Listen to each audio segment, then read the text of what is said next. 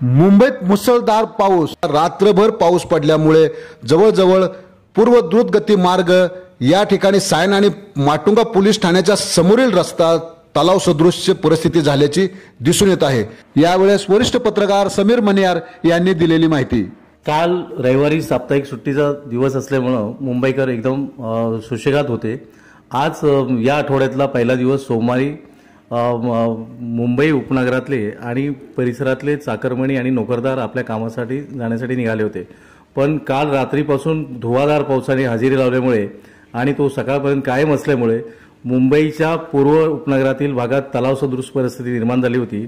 मुंबई पूर्व द्रुतगती मार्ग, सायन पोलीस स्टेशन आणि परिसरात पाण्याचा निचरा होत नसल्यामुळे रस्ते वाहतूक पूर्णपणे बंद पडल्यातच ठप्प झाल्यातच जमा होती।